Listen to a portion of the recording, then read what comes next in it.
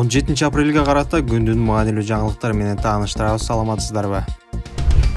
Өткөн жылы өлкө аймагында 317 аял, 24 бала үй бүлөлүк зомбулукка кабылган. Бул тууралуу 17 апрелде башкы прокурор Курманкул Зулушев жогорку кеңеште отчет берип жатып билдирди. Өспүрүмдөрдү, аялдарды, майыптарды, улгайган адамдарды үй бүлөлүк зомбулуктан коргоо мамлекеттик деңгээлдеги актуалдуу маселелердин бири болууда, деди ал. Өткөн жылы үй бүлөлүк зомбулук фактылары боюнча 2958 укук бузуу катталган. Жыл ичинде 317 аял, 24 бала үй бүлөлүк зомбулукка кабылып, буга байланыштуу 378 кылмыш иши козголгон. Ички иштер органдары тарабынан зомбулуктан жабыр тарткандарга 11357 коргоо ордери берилген. 1033 аялдарга, 198 балдарга, 126 эркектерге.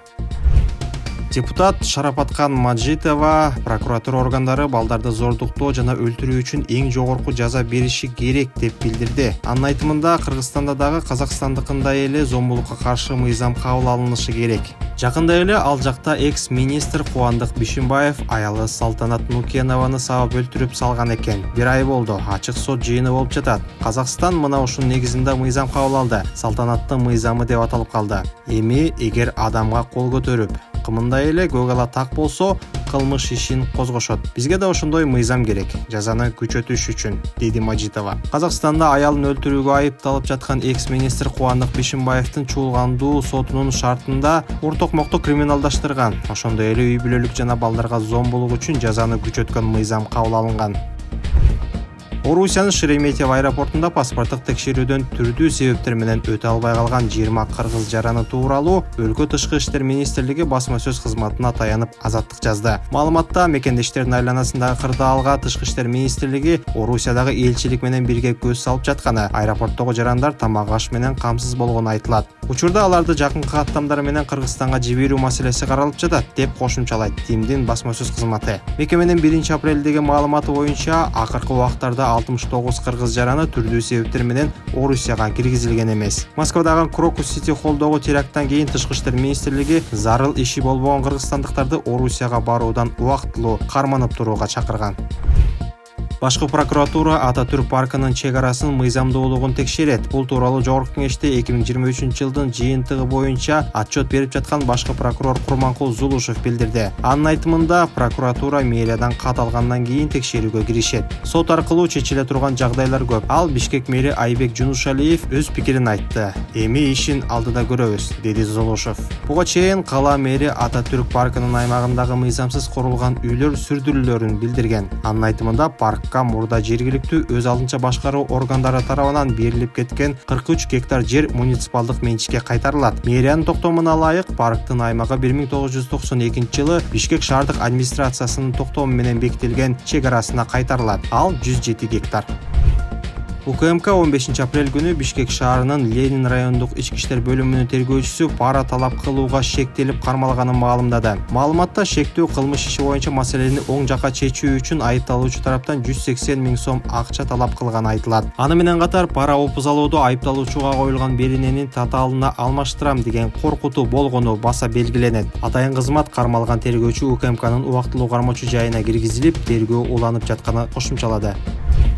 АКШнын эл аралык өнүктүрүү агенттигинин USAID'тин башчысы Саманта Пауэр Кыргызстанда чет элдик өкүлдөр жөнүндө мыйзамдын кабыл алынышына жана ЖМК жөнүндө мыйзам долбоорунун иштелип чыгышына АКШ өкмөтүнүн олуттуу тынчсыздануусун билдирди. Бул тууралуу ал Минкаптын төрагасы Акылбек Жапаров менен болгон жолугушууда билдирди. Анын айтымында мындай мыйзам долбоору саламаттыкты сактоо, билим берүү, башкаруу жана медиа тармагындагы өнүктүрүү боюнча негизги өнөктөштөрдү Кыргызстандан чыгып кетүүгө же каржылоону кыскартууга мажбурлайт. Ал эми Минкаптын басма сөз кызматы аталган жолугушууда тараптар агенттик тарабынан жакынкы жана орто мөөнөттүү келечекте ишке ашырылып жаткан долбоорлордун учурдагы абалын жана өнүгүү келечегин гана талкуулашканын жазды.